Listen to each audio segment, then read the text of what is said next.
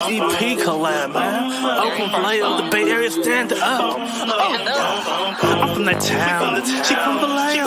Said let's collab. She said okay. We all should play. Hot potato. Whoever got the hottest challenges like this. It's me, I'm the best. Like creative players on hunters, no less. The lines in your forehead just told me you stressing. Got G-O-D on me side. Ooh, he blessed me.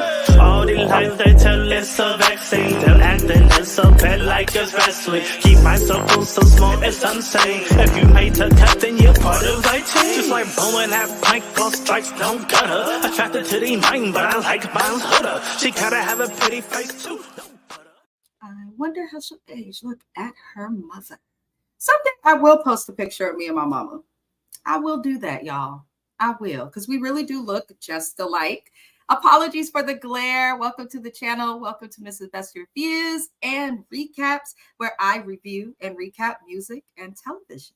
Look at that. It all makes sense. I am Mrs. Best, or Mina, whatever the hell you decide you want to call me. We are here to go over Life After Lockup for the episode titled Deleted But Not Forgotten. WeTV numbers their episodes strangely. Those who watch WeTV, you guys are aware of this fact. So because they label their episodes stupidly, MTV does that too. I will be titling the recap based on the episode title, but you know, if you want the numbers, I don't know. I have cable too, so, and it looks weird. I think it says we're on like season 5, episode like 39 or some weird shit.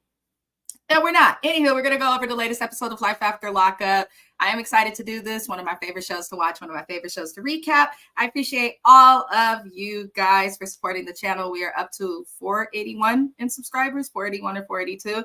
I appreciate you. I haven't even been doing this for a year, so the fact that people care enough about my little opinions and care enough to share theirs, I am happy and grateful and eternally blessed. So, apologies. These recaps do normally happen on Saturday or Sunday.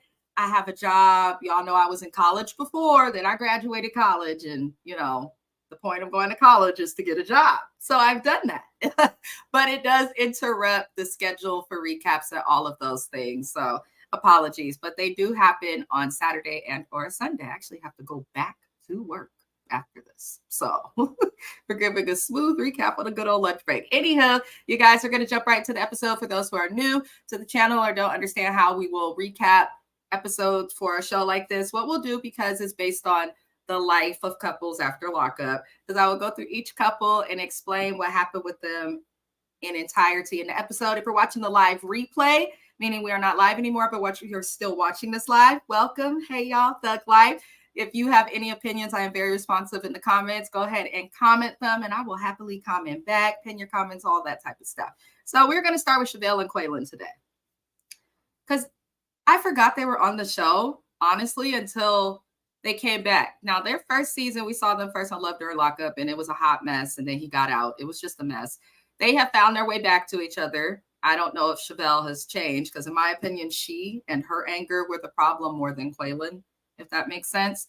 I just need the women on this show to stop expecting men who've been locked up. You don't know who he's been talking to since he's been locked up. You don't know anything if you don't interact with the person, you know, in their freedom. Like, if y'all gonna get with people who are like this, like, you have to expect that they're gonna get out and want to live their life. Like, that'd be the perfect time to be like, let's take a pause on each other, because I know you're gonna cheat. That's just my opinion. Anywho, we see her daughter, Myela, who's very cute.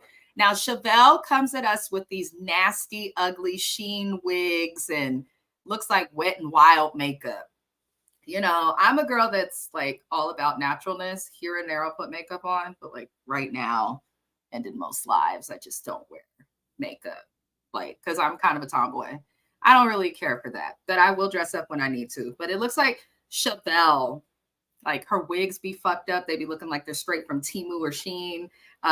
There's just a lot going on. But her daughter's always, her hair's always done. The girl's always clean. So she's doing a good job as a mom. I just want to shout her out for that. But we see her daughter, and we find out that her daughter is not happy about her getting married to Quaylen, about that being a possibility. She also is not open to the idea anymore of calling him dad. She also is against being adopted. A kid her age, I know some people are like, why is she getting the opinion of that child? she's grown, the child's not, and all that old school stuff. But like, I actually think that's the best thing you can do, both in my professional opinion as a psychologist and individually just as a human being. I actually think kids are smart. They just are in different spaces developmentally than adults are. This is a scientific fact. But I feel like letting your child know what's going on helps them to not be as afraid, as anxious, any of that. So I do like that she allows her daughter to like dialogue, express her feelings and things of that nature. I think that's wonderful. But through that, she's not happy with Quaylen, like to where the daughter's like, I'm not calling him daddy anymore. Like, whoa. Now we know that they're trying to, and they met with the lawyer to see if Quaylen can adopt Myela. Her dad is in her life. Sounds like he's on child support as well, but just like the child support payments, he is not consistent in any way. We can feel how we feel about the situation. I think a lot of men irresponsibly have kids, and I think the women are just as fucking stupid, regardless on how good of a mom or single mom that they are. You shouldn't allow yourself to be put in a situation like that if it can be prevented. And Chevelle gives me the type of chick where she's not divorced, the man didn't change. I feel like she probably got pregnant at a time she shouldn't have. Anywho, doesn't change the fact that Myela does have a dad. Her dad is alive, he is well, and not so present, but present sometimes. I don't know. I just feel like as a little girl, when I was a little girl, if I told my parents that I didn't want to be around somebody who was a man, unfortunately, due to my childhood, because I was a victim of SA throughout most of my childhood, unfortunately. For me, when I tried to tell my parents about stuff like that, it was because a man had done something that was not appropriate to do with a child. I think that whenever your children, boy or girl, come to you and they are suddenly uncomfortable with the relationship. Oh, my cat's in the background. Hey, Oso. Yes, the cat's name is Oso as well. But anywho, whenever kids say stuff like that, and I saw some people saying this in the Facebook group that Life After Lockup has. I also saw it in the comments. If your child is this uncomfortable and she wasn't like that before, you need to investigate further to see if something happened. I am not putting anything on Quaylen. I am not making any accusations. I am just saying as a responsible adult, because parents, especially baby mamas, love to be like, well, you have to have a kid to understand. No, a responsible adult will eventually become a parent, or, or they won't. But a responsible person should understand that when children come to you and they have sudden discomfort with the person and they've been fine, you need to look into that to see if there's something that happened between her and Quaylen that made her uncomfortable. Was there a disagreement, or is there something she just doesn't know how to explain? But if your child is suddenly not cool with this person, then you should probably dig deeper. I don't care what nobody says when it comes to the babies and your children, you can't go deep enough, in my personal opinion. But I just think that's something she could do. So it's interesting. We didn't get much from them this episode, but fast forward into the episode, the next thing we see is Quaylen. He still wants to adopt Myela. We just saw him in the previous episode take her to this dope ass water park. We saw all this stuff, and now suddenly, Myela's not interested. So instead of telling, hey, Charlie, what's happening? We love him. We just love Charlie. Shout out to Charlie and his wife and all those good things. Love, love, love him. He's just a good person. That's all I've got. Back to the review. So Chevelle basically does not tell Quaylen that Myela is no longer comfortable calling him dad or being left alone with him even, which is weird as fuck to me. Check on that baby, please. And when instead of telling Quaylen, she just kind of freaks out on him. So Quaylen wants Chevelle to call her baby daddy, because in order for him to be able to adopt Myela, he needs to relinquish all of his rights as a parent, which even though dads don't be present in the life, in my opinion, men are hella immature and emotionally unstable and a little bit emotionally abusive unintentionally. So I feel like men don't be there for their kids, but I won't say that just because someone's not there for their kids, that it means that they don't love their kid.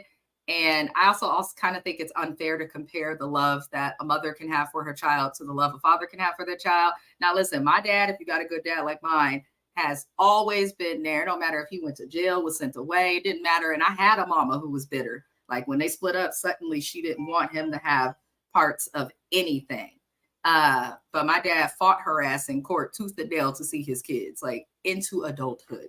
Like we're all grown now. So I feel like dads can care, but it's nothing like growing that baby inside of you and then pushing it out of your very small vagina. There's nothing like that that's going to bond you deeper. So, you know, I get it, but Quayla wants to call him and at least ask, even if it's a no, he wants to at least ask.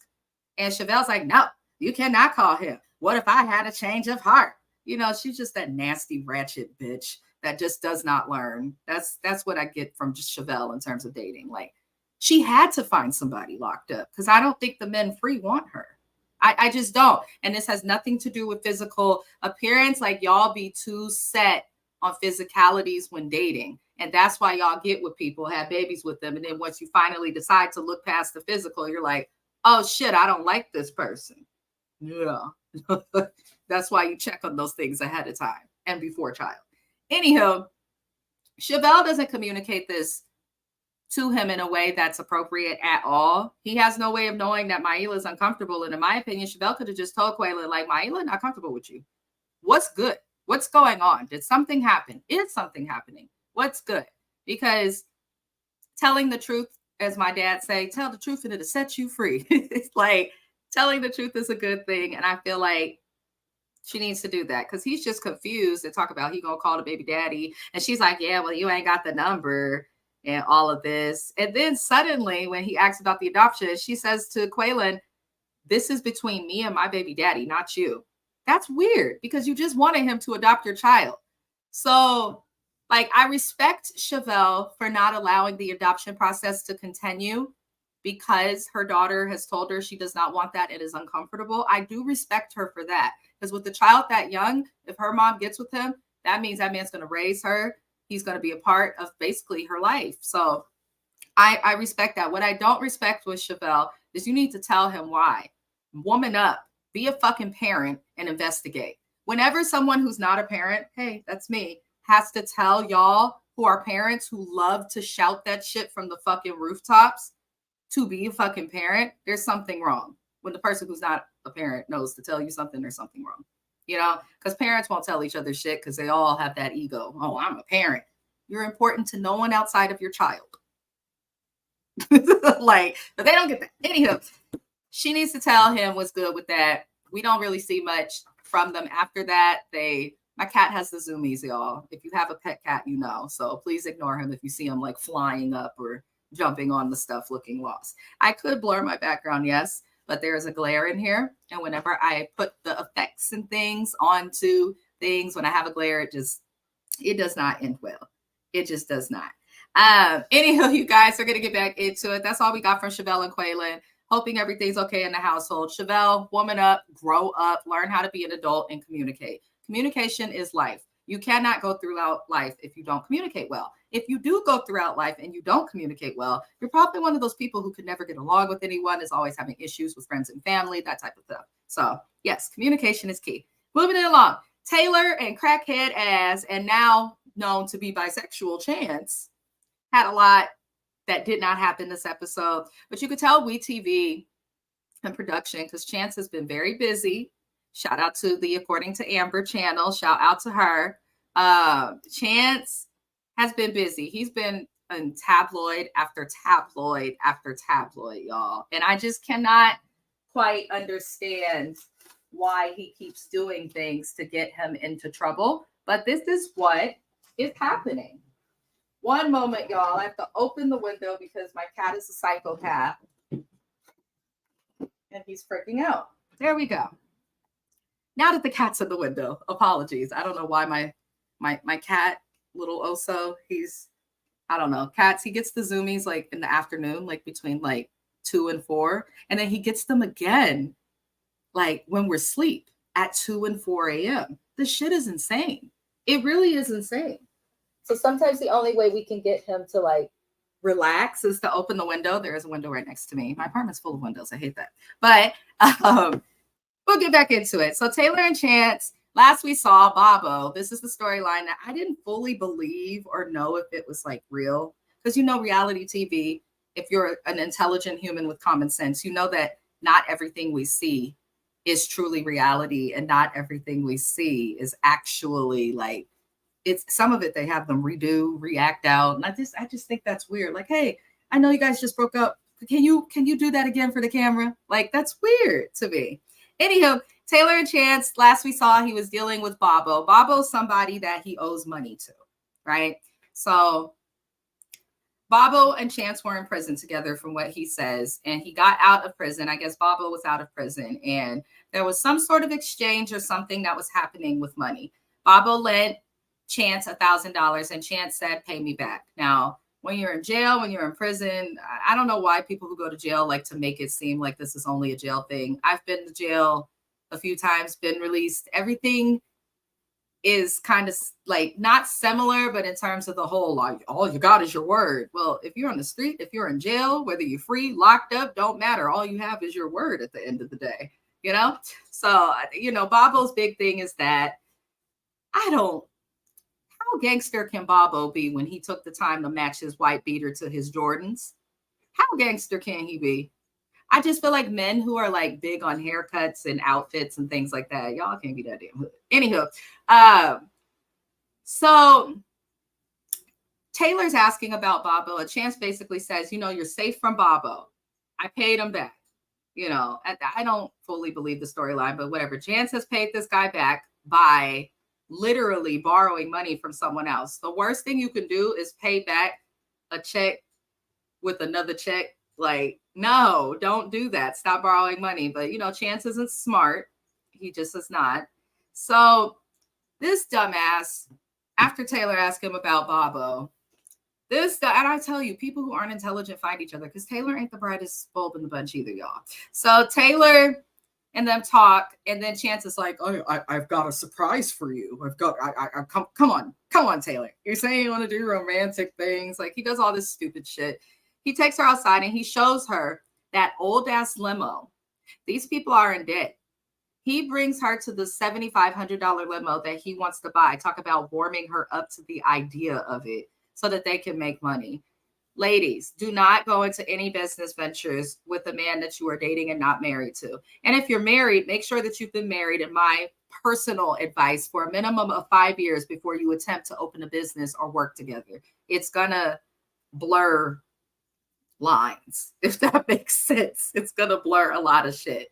So he has her in this old ass limousine, and we saw this limousine a few weeks ago, and I believe it's like a 1997 limo. The thing is old as dirt. It's old as hell. It's older than me.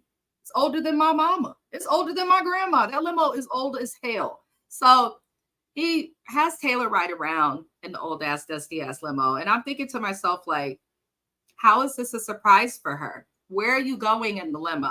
I've been in a limousine in Vegas with my husband. We went to the strip club. It was fun. It was cool to get picked up and dropped off in a little limo. We did it.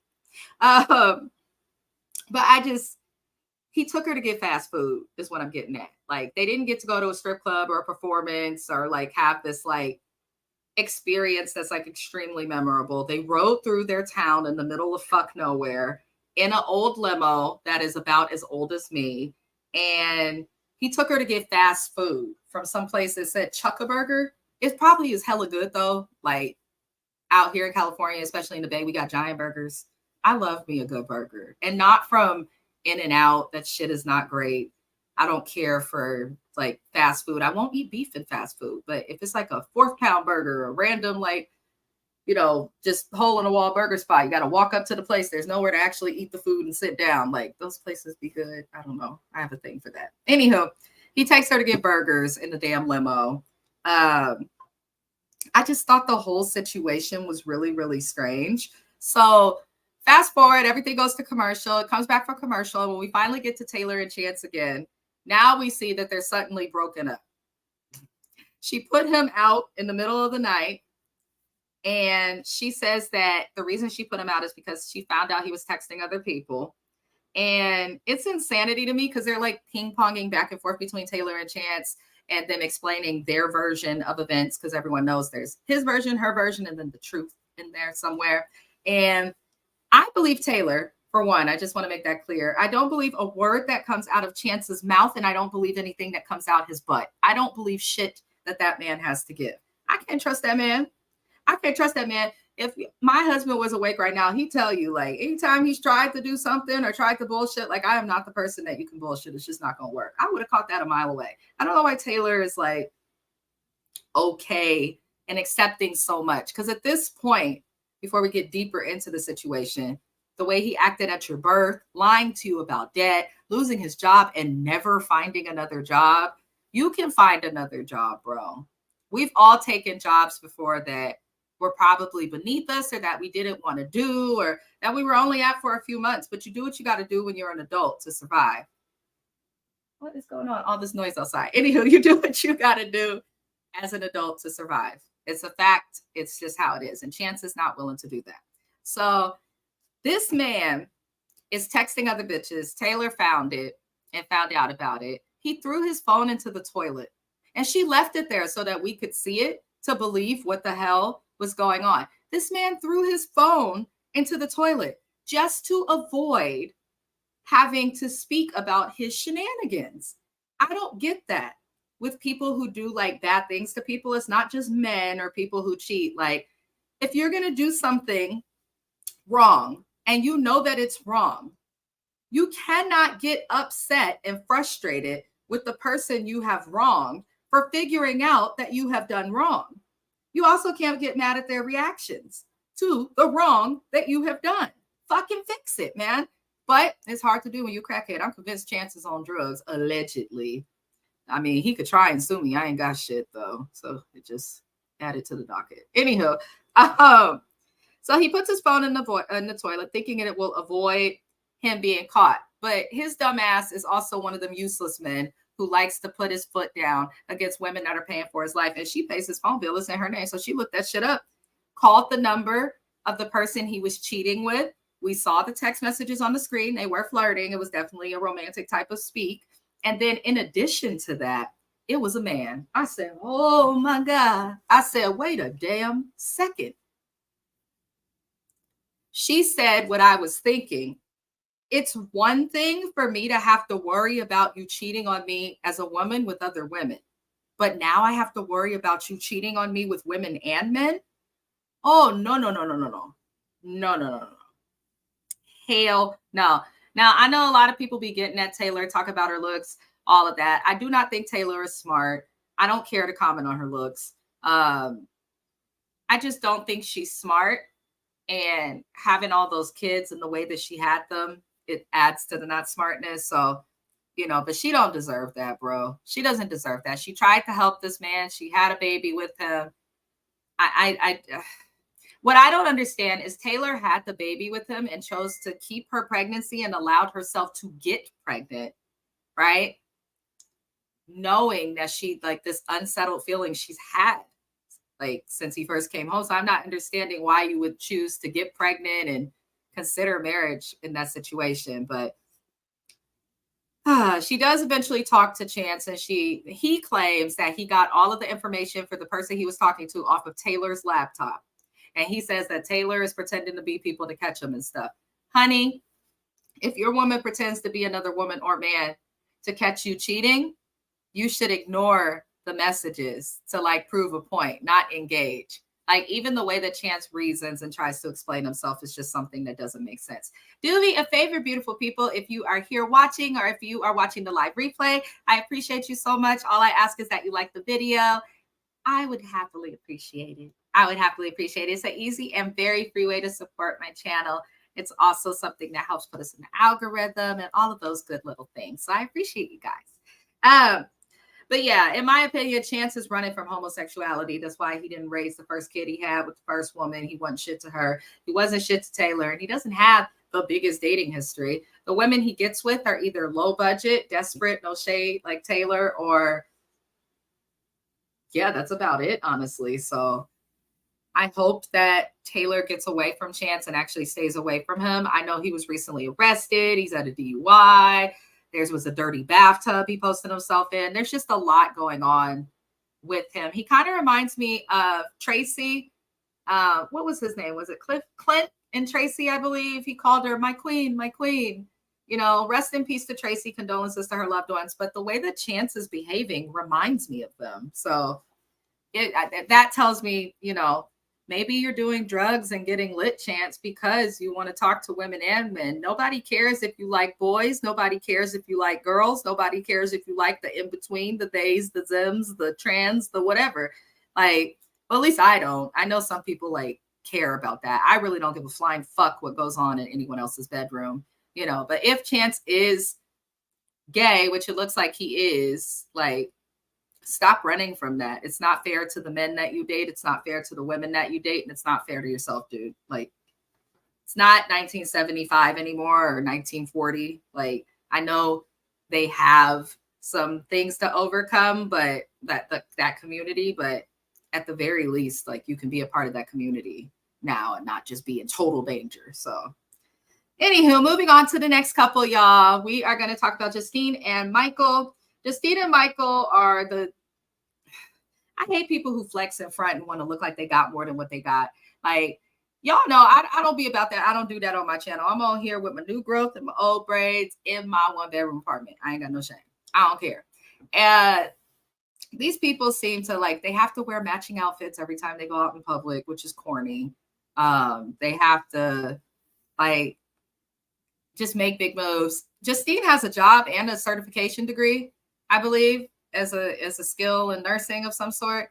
It's stupid that they struggle and go through things when she could be working. And I'll get to that in a moment. So they have a big breakfast, the family's together, and Justine says she's happy the family's together, yet y'all want to move away from his kids. And in my opinion, she has her kids. His kids are over there. Her family's also on the East Coast. Why would you guys choose to move to Vegas across the country? You wouldn't have to if Justine kept her job, because I don't understand what Michael does. We don't see him go to work. I know no one's buying those overpriced sneakers. And I know his music manager had some legal problems. I haven't seen shit from his music. I don't get what he does at all. He must have had some drug money stashed away, because no one understands what he does from what I see online. So I also found it weird that they're having this big old breakfast with family. And just a episode ago, your mother-in-law, his mom, was questioning you, questioning the paternity of your child. Now you're just having breakfast like it's good. You need to put that lady in her place, especially because she was Justine's friend first. That's how she met Michael. Put that wench in her place. I wish the fuck somebody would question the paternity of my child. Like, if you're not the father of my child, in my opinion, you don't have a right to question the paternity or get involved in the business of, you know, that. But that's just my opinion. Anyhow, I feel like she puts her kids first and puts his on the back burner a little bit. Because how can you acknowledge and understand the pain that his children are going through, but still not make as much of an effort to go to different places? And then when they did the vote about where to move, her kids voted. His didn't have any form of a say-so. So it just seems like there's two separate families, even though they're trying to blend. I think Justine and her children, well, I think Justine is the problem. She needs to work on that. She just seems like a spoiled brat, in my opinion. She really fucking annoys me, honestly, if I'm being entirely honest. But then she also kind of bores me. Like, the moments that she should speak up, she doesn't. I don't want them on TV. I don't think anything's wrong with them. They're a little too normal for me. I don't want that on this show. It's boring. Anywho, so they announced their move to Vegas after they had breakfast with the family. And I was really sad, actually, when his kids were like, can we come? Like, you're announcing this like it's a happy thing.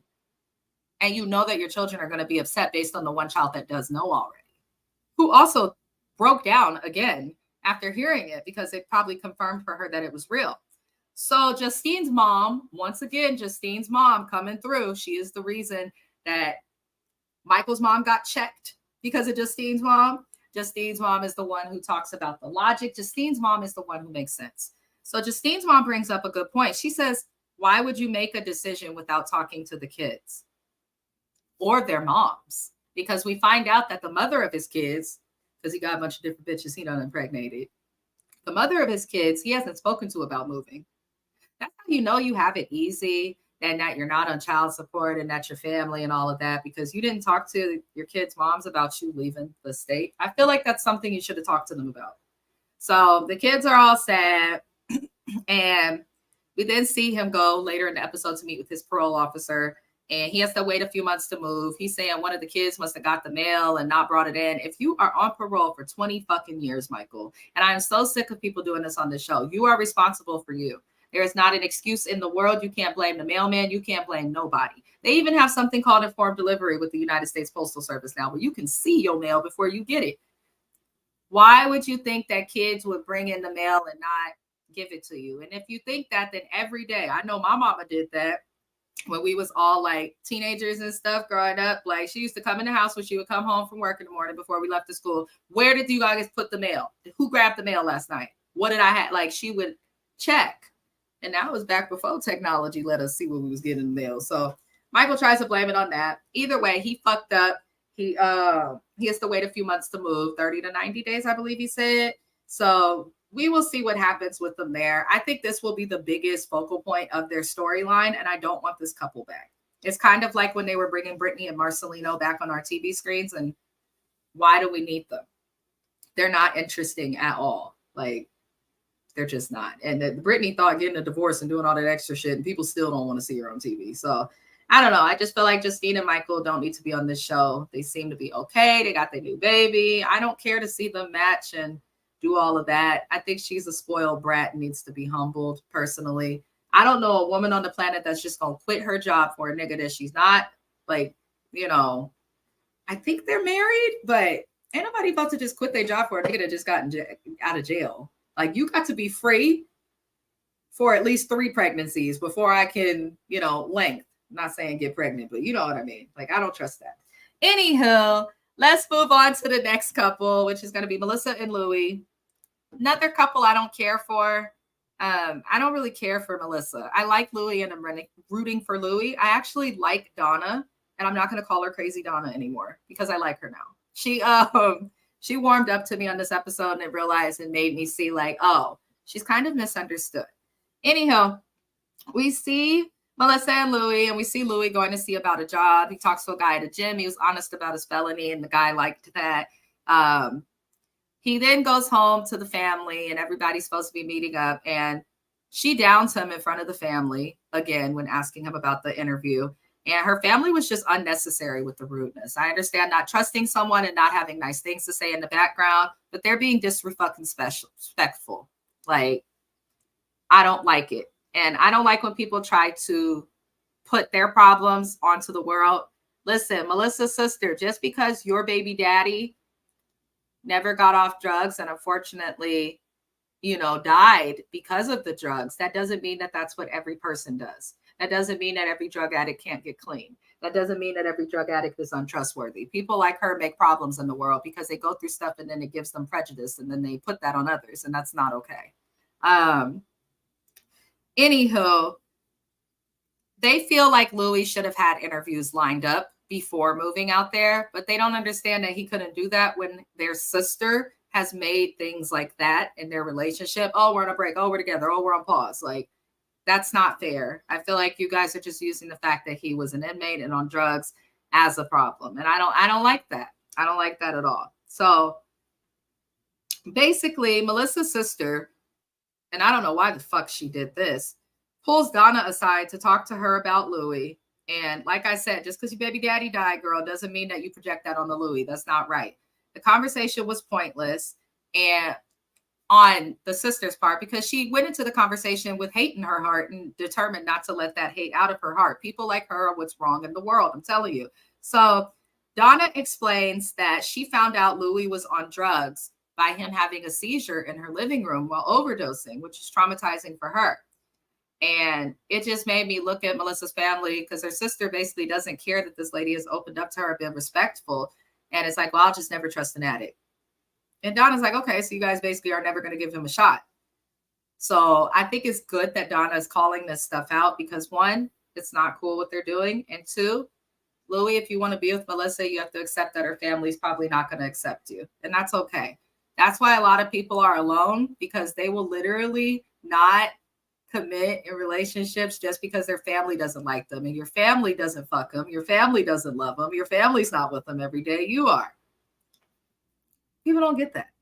That's why people are wrong. Anywho, so basically, Melissa's family's judgmental. Well, the sister at the very least. The brother-in-law, he seemed chill and like he was giving Louis a shot. Even her dad, Melissa's dad, seems to like, he's like, listen, don't cheat on my daughter or hurt my daughter. But other than that, we're going to give you a shot. Like her dad even seems that them sisters need to shut up and butt out.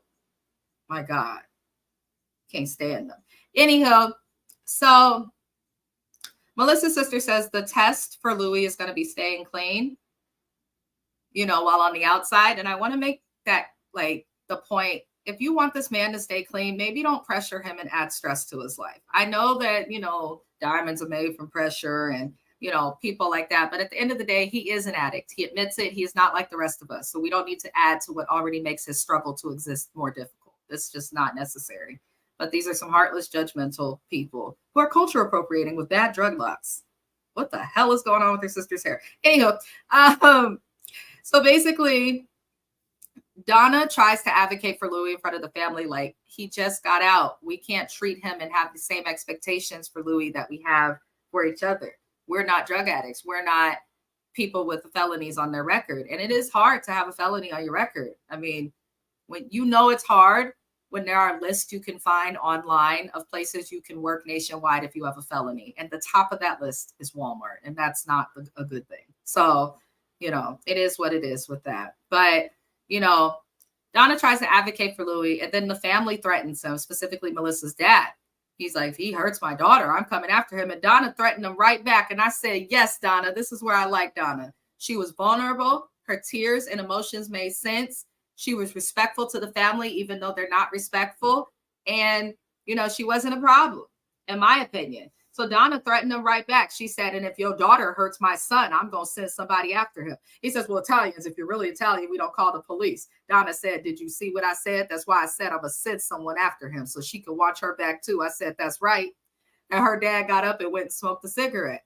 You could feel how you feel about this lady, but y'all not about to disrespect her and her child. And I respect Donna for doing that. So shout out to Donna. Sometimes a little bit of crazy is good because her family is ridiculous. They act like, and her family, they want Melissa to bring home Morris Chestnut, gainfully employed and on TV. They want tall, dark, handsome, right? And it's like no shade to Melissa and her sisters, but look at her and she get plastic surgery and it still ain't help. So it's like, stop that. Melissa, you're not going to find what you're looking for or what your family's looking for with a man who comes from prison, whether he's on drugs or not. So you either need to accept Louis for the situation that he's in and give him the opportunity to prove himself to you, or shut the fuck up and move on, because I'm sick of her. Anywho, you know, Donna talks to Melissa's dad and they make peace. And, you know, Melissa's dad says, I'll look out for Louis. And then Melissa complains about Donna some more. And I'm sick of that. You have your whole family in this house giving their strongest opinions about the relationship. And you're complaining about Donna because she's defending Louis when y'all are talking shit. As she's leaving, you cannot get with a man and expect him to turn his back on his family. You cannot get with a woman and expect her to turn her back on her family. You cannot get with anybody and expect them to just turn their back on their family and friends for you, unless the person has done something. I don't think it's healthy. I think it's toxic. I don't like her family worth a fucking goddamn. Like, not even a little bit. Anywho, so that's all we see with that. Shout out to Donna one more again. Now we get to the last and most insignificant couple on the show, which is Lindsay and Blaine. I'm sick of her. I don't like going over those, so I'll go through it quickly. She's asking her daughter if she likes living with them, which her daughter does. I'm still waiting on her to tell Miley that, you know, she could potentially go to jail for 40 years, but Lindsay's dumbass wants to wait till her arraignment. We still don't know if she has the money for the arraignment. That would be a better thing to show us instead of the bullshit. But basically, the daughter was confused when Lindsay told her, I proposed to Blaine. And her daughter's like, well, why would you propose? You should have let him propose, especially since he's had issues and she knows her mama's a problem, basically. So it's weird because Lindsay expects a ring from Blaine. She's like, look at this. Oh, wait. Look at this. What's missing? It's like you propose to him. When a man proposes to a woman, we don't go and buy them no ring. No. We'll go get our wedding set of our rings, but that's it. He gonna pay. Like, no. So Lindsay wants a ring, which is odd. I'm just sick of this couple. It just seems very fake. Blaine does not know that Lindsay has an IUD because he's like, oh, so since we're rushing to get married, are we rushing having a baby? I couldn't tell if he was serious or sarcastic because I think they're both acting. But Lindsay doesn't want to have a baby.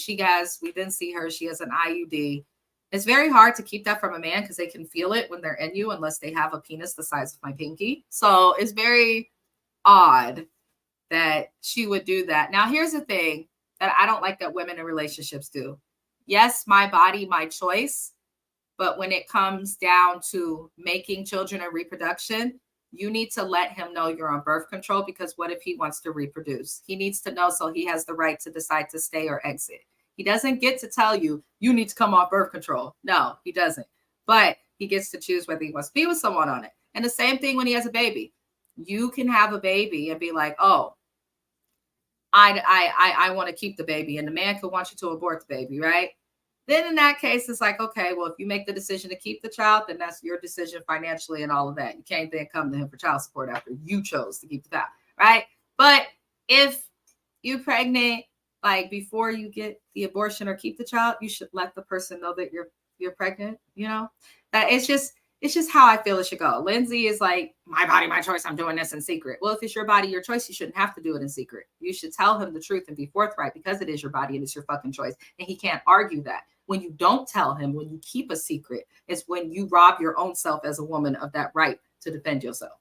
And she's an idiot. We watched her carve fuck you into someone's desk. So I don't expect much from Lindsay. But yeah, I don't get it. That's all we saw from Lindsay this episode. I'll leave it here. Lindsay is this stupid. She wants to be a wife, but it keeps secrets. If you want to be with a wife, a husband, or in a relationship, you just should not keep secrets. Like, if you keep a secret from your friend, I don't care, but not from your spouse. That's just how I feel. Anyhow, so that is everything that happened on Love After Lockup. This episode was titled Deleted But Not Forgotten. We will see what happens. We didn't get Joinomi and Red, which I'm glad about. We know they're broken up. I don't take them seriously. I want to give Red a bra, though. He got titties. Anywho, who else didn't we get? Sarah and Michael. We didn't get them. I don't know. We'll see what happens with them.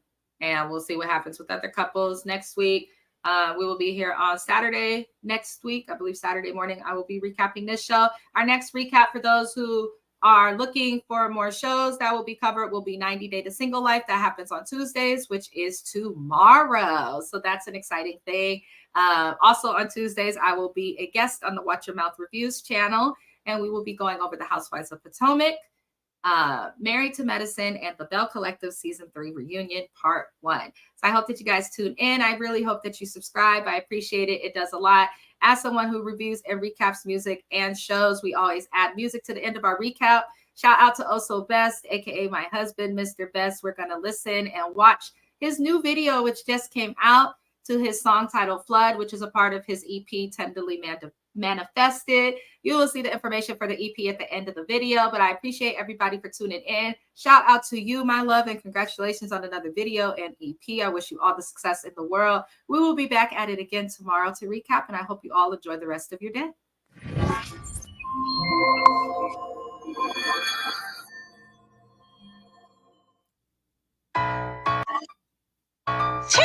What's up, Oso?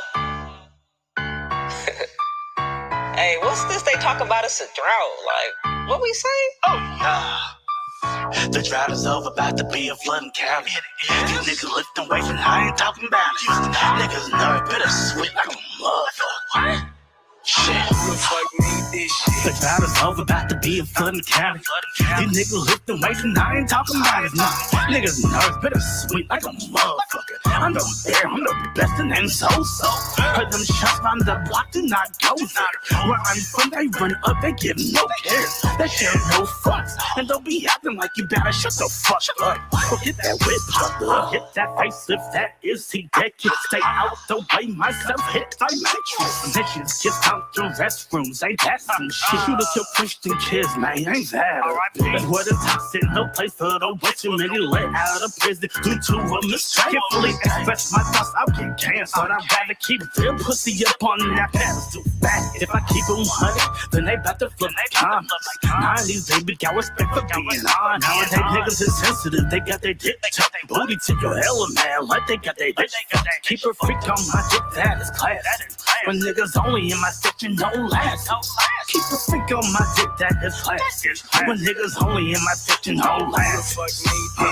Real niggas on, real niggas on, real niggas in my section, real niggas. Real niggas on, real niggas. Real niggas in my section, real niggas. Real niggas on, real niggas. Real niggas in my section, real niggas. Real niggas on, real niggas. Oh yeah. Call me Lil Hurricane, how I'm flooding. Steve Urkel jeans, how I'm coming. I'm flooding. Do 'em like some donuts, call me Duncan. With this floor, I leave 'em real cracked egg McMuffins. Oops, I ain't mean to make 'em sick, Robitussin. How I got up on the beat was disgusting. If we ain't talking about the drip, how we flooding. Even in the eye of my storm, I be crushing. Can't call my ruins Noah, cause they know they flooding. They pump it up and let it blow, no Joe Budden. In this life, you always reap the soul, how you towing? Yeah, I'm finna bubble with these racks, but I ain't blowing. Hit 'em fast, leave with blast, how I'm flooding. Ask the haters why they always clucking. Dime a dozen.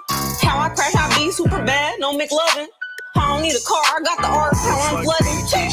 Real niggas on, real niggas on, real niggas in my section, real niggas. Real niggas on, real niggas.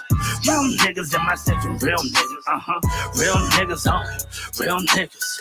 Real niggas in my section, real niggas.